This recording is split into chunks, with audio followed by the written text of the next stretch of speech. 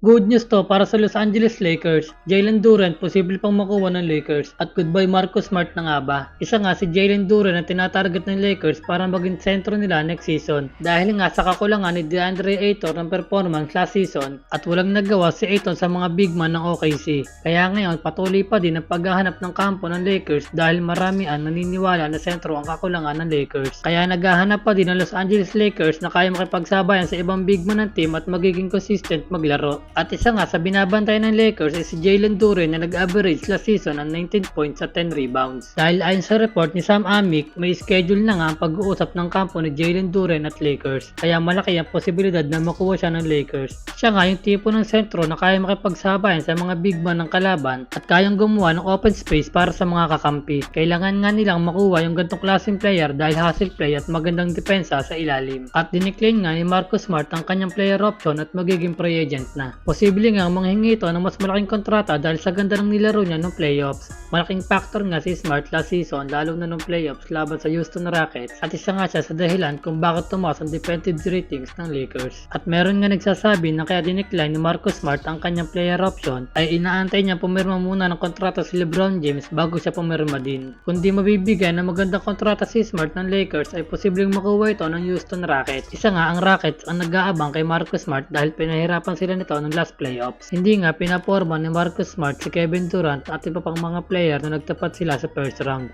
Kaya ganito na lang ka-interesadong makuha ng Houston Rockets si Smart. Dahil nga walang kasiguraduhan kung babalik pa si Smart sa Lakers ay balak kunin ng Lakers si Jrue Holiday pag ito ay available na sa trade market. Kilala nga si Jrue Holiday na matinik pagdating sa depensa at kayang umiscore pag kailangan. Dahil nag-average nga ito ngayong season at 16 points, 4 rebounds at 6 assists. At hindi nga nalalayo ang kanyang laruan kay Marcus Smart. Tuluyan na kayang bitawan ng Lakers si Marcus Smart o nag-aantay lang ng magandang buwelo ang Lakers para bigyan siya ng mas malaki pang kontrata? Ano sa tingin niyo mga idol?